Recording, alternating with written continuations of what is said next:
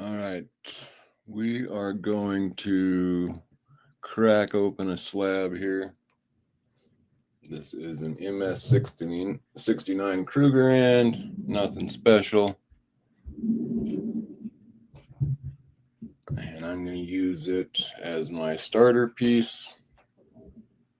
To crack it out. This is in preparation of cracking out this ancient coin. And so I'm going to use a couple practice runs. And I want to give some credit to Buck, because this is my first time cracking out a coin.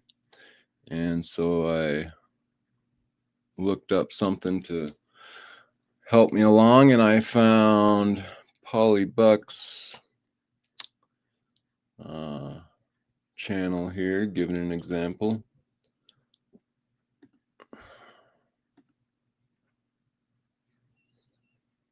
Let me get over there.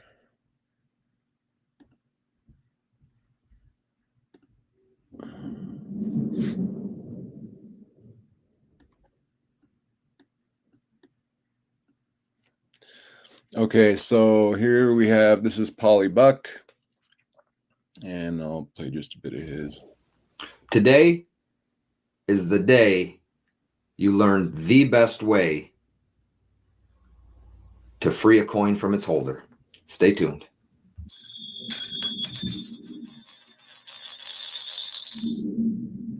So hey everyone, welcome back. Glad to have you. How you doing? It's a meaty, it's a heavy, see, starting to lift up for us. Okay, so he was showing me here, he's using a 3/4 inch chisel, and he's just going all the way around with this slab in his hand and cracking it out. And he actually made it look pretty easy. But I was a little bit terrified watching him, use a chisel forced against his hand like that. So kind of freaked me out, but I'm going to give it a try. So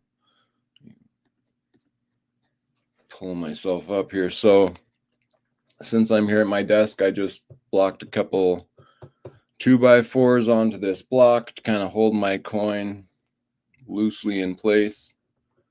And I'm going to use that instead of my hand with this chisel, because I'm not quite as good as he is at not cutting himself. So okay.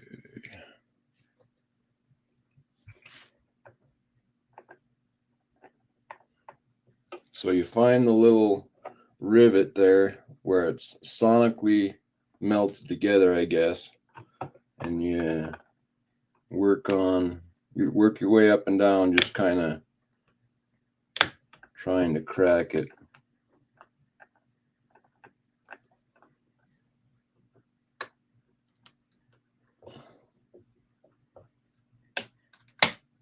Yep, there it goes.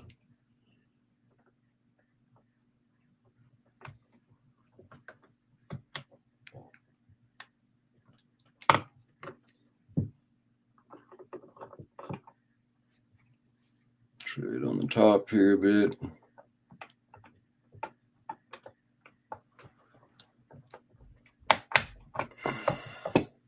It's got a fairly good groove there, so it fits in there pretty well, really. And give it a little twistola. You can feel it drop into the groove there, and then twist. Boom. Working really well. Boom. Try a little on the bottom. Hey, Phoenix Coins, good to see you. Silver and Cigars, thanks for coming in.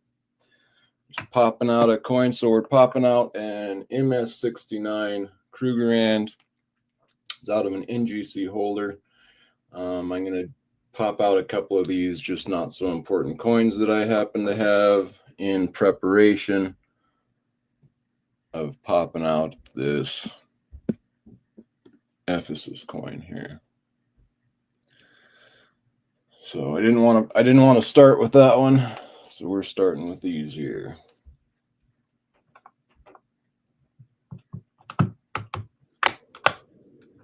Coming apart pretty good right there.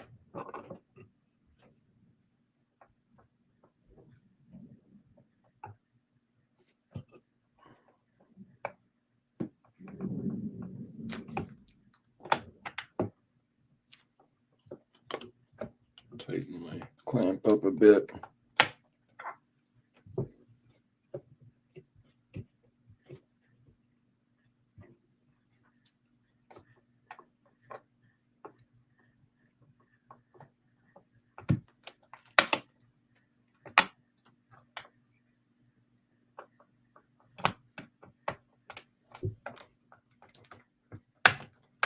Boom.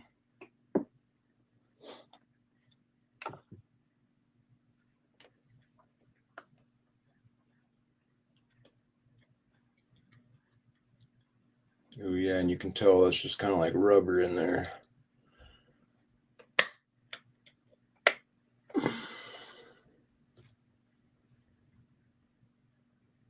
Okay, I'm going to get out a capsule for that.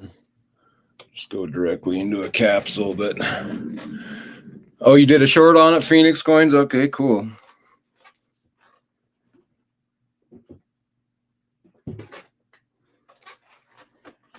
Well, this is take 2.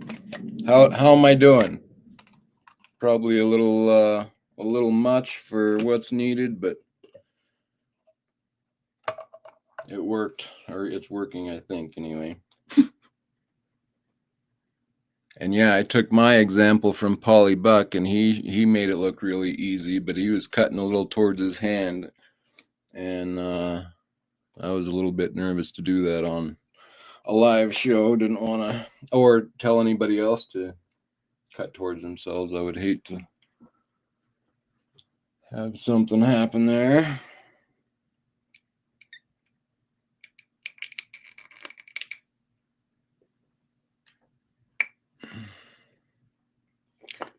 "3D, welcome in. Good to see you." And okay, so yeah, we just popped this slab out here.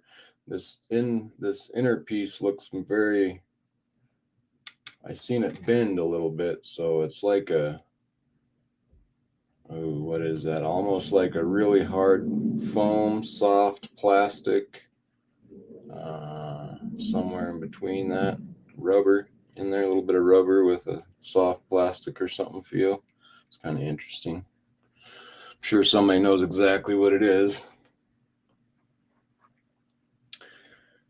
Let's see if I can just crack that out in there without even touching it. Woohoo!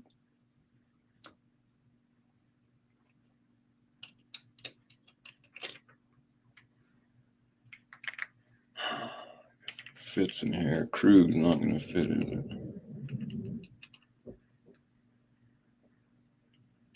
Oh, that's going to be tight. I think I got to get a bigger capsule. I got to grab a little bigger capsule. Oh, these are the 38s. No wonder.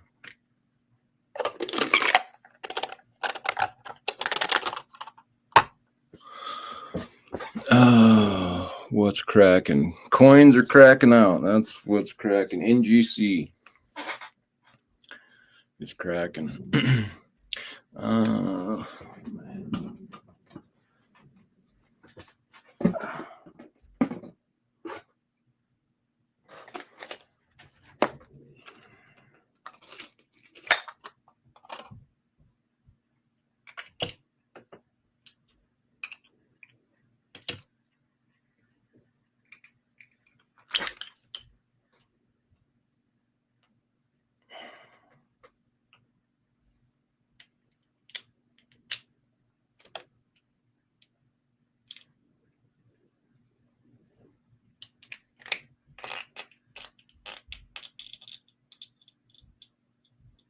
There we go. All wrapped up safely, capsulized. MS69 Krug. If anybody's interested, I'll be throwing this up before long. I'll put the label with it. Okay, well that one went pretty easy. I might do one more before I do the real thing. And I think I'm looking at this one was kind of interesting because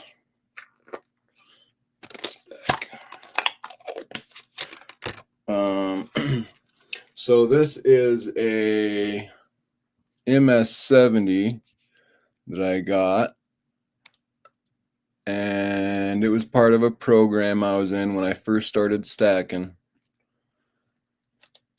And what I find kind of interesting, boy, I'm gonna have to come back on. My video is glitching out on me. But this is a Type 2 Eagle MS-70. It's just a state series on the label. It's just a regular Type 2 MS-70 coin, though. It was from Minnesota State, but I don't need this one. So I'm going to pop this one out. But the interesting thing about this is it has that great big, you can see on the right, my pointer, there's a big old milk spot on this MS-70 coin. Now, obviously, it wasn't there when I first got it, but I've had a few coins do this on me. Even though they get slabbed up MS-70, they can still form that milk spot over time. So, thought I would show that before I popped it out. What's the chat saying? Oh, okay, cool. Phoenix coins. 9 hours ago, just one. Glad you got it. Oh, cool.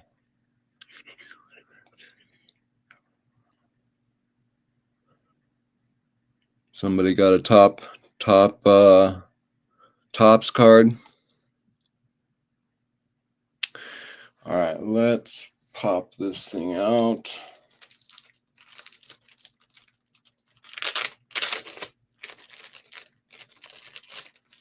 Does anybody here object and want this MS-70 Minnesota Type 2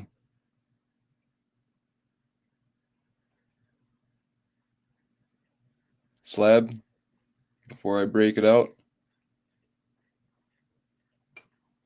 I'm going to try to close my camera for a second and open it back up, so hold tight here. I'm not sure.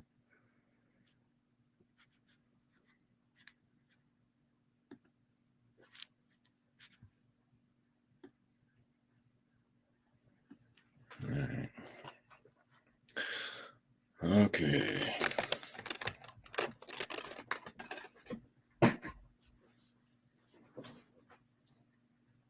Holler if you want the Minnesota before we get cracking.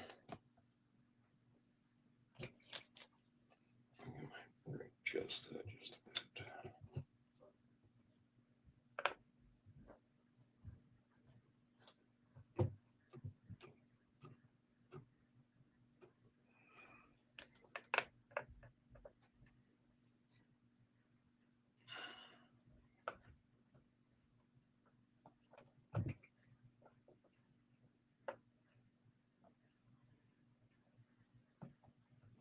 Start in the middle.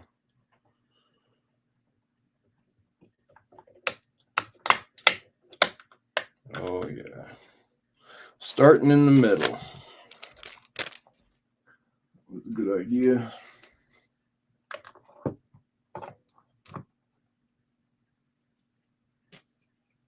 Try it on the top here. I'll zoom in a bit on that.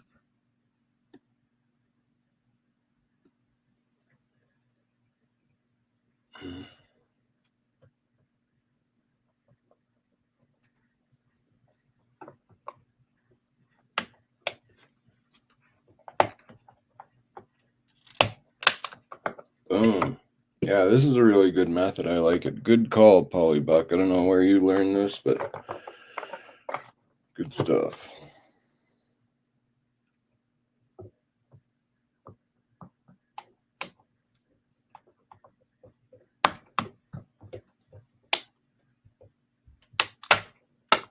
Boom. Could go one more, but I think I can just come to this side and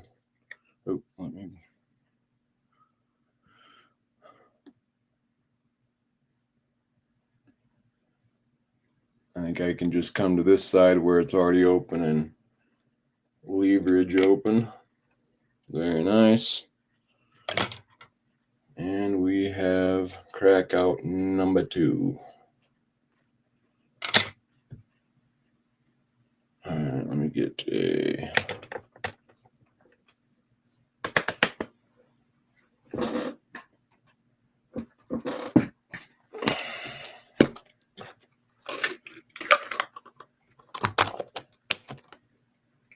capsule ready.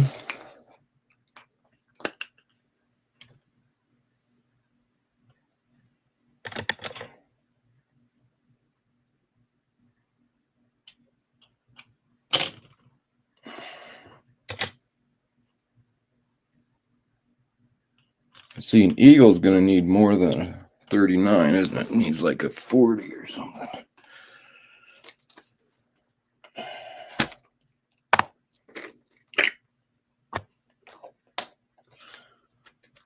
We got these different air tights, 39 millimeters, 40. I think the eagle is a 40 millimeter, and then you got 39 and 38. Those are the most common that I'm using.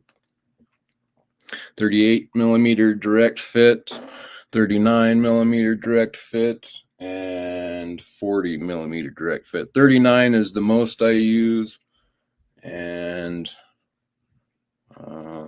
then probably 38, and then 40. If you do a lot of eagles, you want 40s here, I think. But oh, come on, get it. And of course, to crack these little air tights open, if you can't get it to crack, I like to use a blade, and that really helps to crack it open easy. Almost everybody knows that. But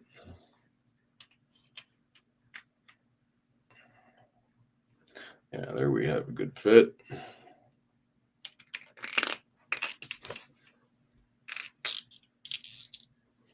Okay, so here is the MS70 milk spotted type 2 in a capsule. If anybody's interested, I'll be selling that coming up. Okay, and then for the grand finale, let me put this away.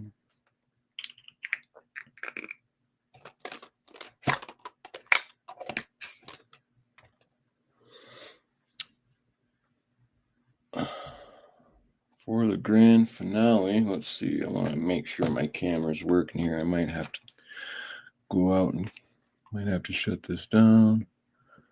It's working good now. Okay. Here, what do we got in the chat?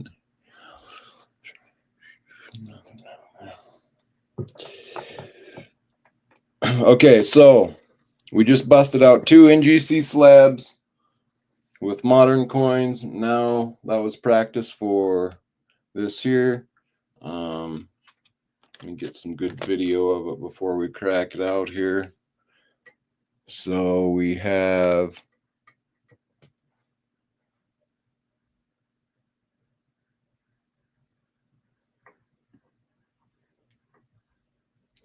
an Ephesus, Ionia Ephesus, 4th century BC. AR is for silver tetragram of 15.24 grams. So a good half ounce right there. And the obverse, which is the front right here, is a B and it has the E and the F, the Epion symbol and the Phi symbol. So for E and F, Ephesus. And then We have the stag on the reverse. So this is an NGC, National, what is it? Numismatic Guarantee Corporation. And they guarantee pretty much, I think, all of their modern coins. They have a guarantee on them. That's how they have their Numismatic Guarantee Corporation stamped there. But it just so happens that with ancients, they do not guarantee that they are authentic. They just, do their best and try not to slab anything they think is fake. So there's some confusion about that out there. It's not actually guaranteed, but it's nice to know, like, they are very good at vetting coins. They know ancient coins very well, so they catch most of the fakes, but they do get through. But the point is, people find out, you wonder why isn't there lots of fakes? But there's reasons, and people study these pretty deeply, and it's not as easy to do a fake as you might think. They trace these back to their very mints and the people who were in charge at the time, and they have reverses that go with them, that if you don't know what you're doing, you're going to mix those up, and there's just lots of ways, easy tells. But so anyway, this one got slabbed. Most of the coins that I like to hold the ancient coin in my hand. To me, that's the biggest part about ancient coins is that's what's cool about it, is holding it in your hand. This is not anything like modern coins, where if you hold it in your hand, you might be damaging it. Especially like if you touch the face. Like if you've seen how I didn't even touch those coins when I pulled them out of their slab. I just put them directly in a capsule without touching them. You don't want to touch a modern coin. It'll fingerprint it. It's a much different minted product, acid etching and all like that. It's a very different face. And compared to the way that the ancient coins were minted, and they're thousands of years old and been held by people from at that time. So it's this one's got some decent wear on it. It's not bad at all, really. It's not really even maybe wear. Maybe just didn't get seated all the way in, but it's a very nice coin nonetheless. But yeah, I want to get it in my hand. Just so happened I've been bugging Aaron for one of these, and so he sent me an email the other day, said he came across one. And it happened to be in a slab, so I want to get it in my hand, and that's what we're doing here. We just did a couple moderns, and now we're going for the real deal here. And let's see, did I get a good front and back of the coin before we get it out of here, just for detail purposes? This is a nice, pretty full, pretty good strike, really. It's a little bit off on the bottom right there, but not bad at all. And nice and centered on this side as well.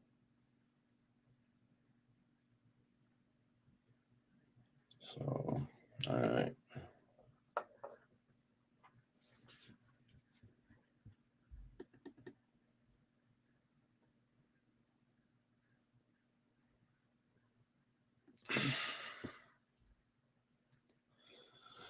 All right, here we go.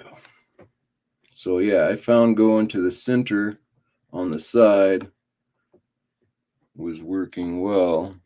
And then you get it in that groove and twist. This one's not wanting to go as much. So, all right, let's go to the other side. Of course, the one you want is always the hard one, where things go wrong.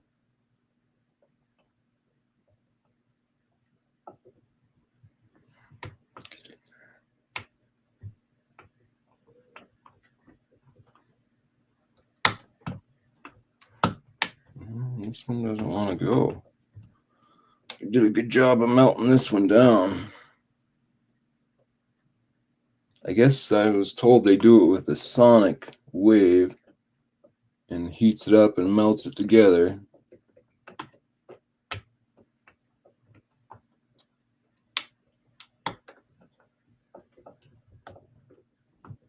And those other two were easy.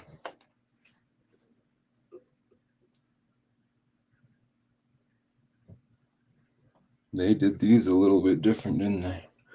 A little bit harder.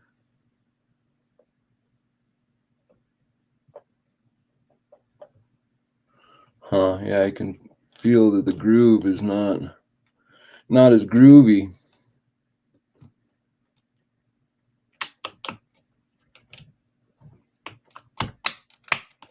There we went a little bit, but that was a little tougher. Go back to this side.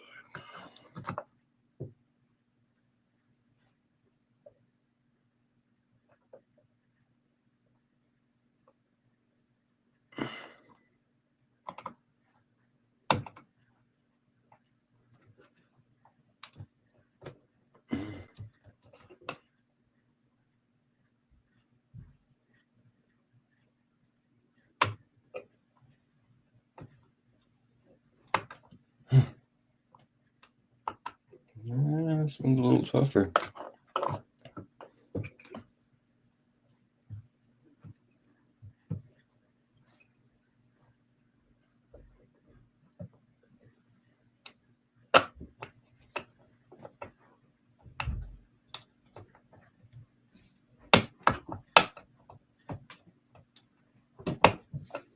The groove is not quite as deep, it feels like, on this one. Go back where we had some luck over here.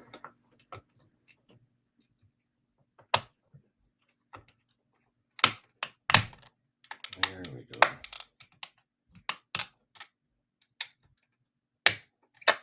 Woo. Yeah, that one was tighter. That was glued much stronger than the first two. Well, that's interesting.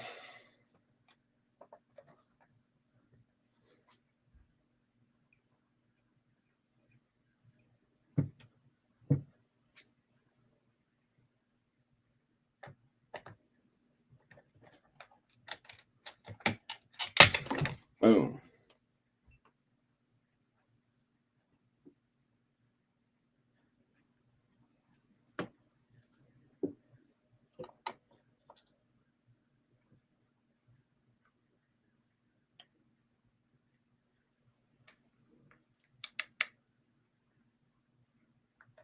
Let's see if we can come from the top a little bit here.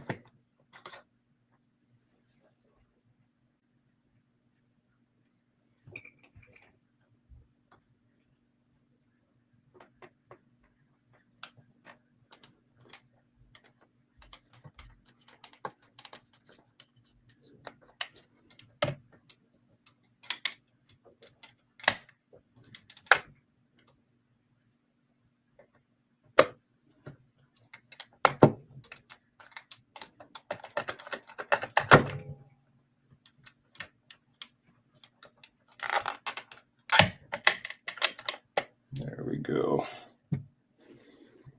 But yeah, this one was a little tougher.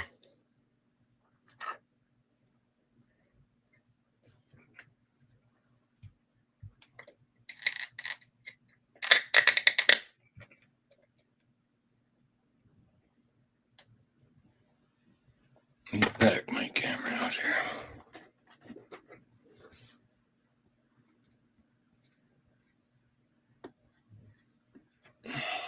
Okay. 'Tis free. 'Tis a freebie.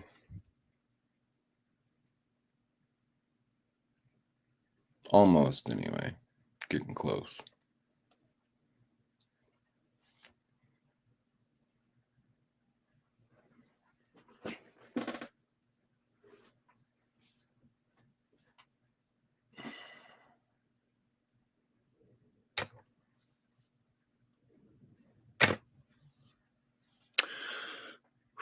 Okay, what do we got over here? Okay, well, that is it, guys. Let me finish getting it popped out here.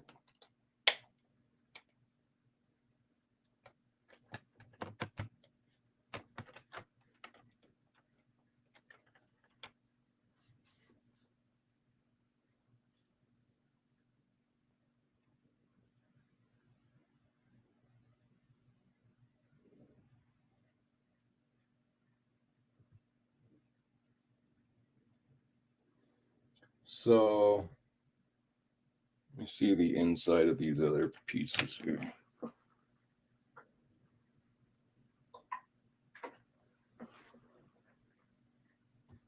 Let's take a look at the inside of these just in case anybody has not seen them.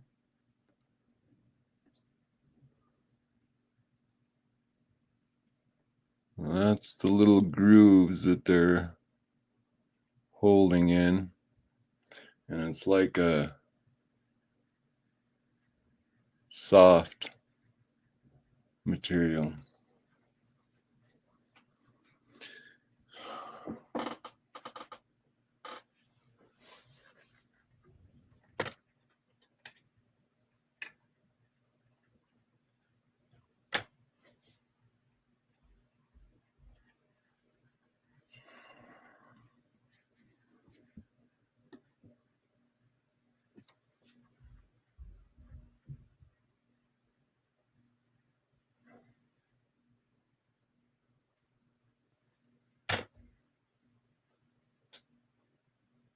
Get some zoomage here. Get rid of all my clamps so I can move around. But oh yeah, that looks so much better. See, you get so much more detail. You got your edge you can look at now. Man, the weight of this is just, that's nice. It's a piece of metal. Nice piece. It's a nice hunk of silver.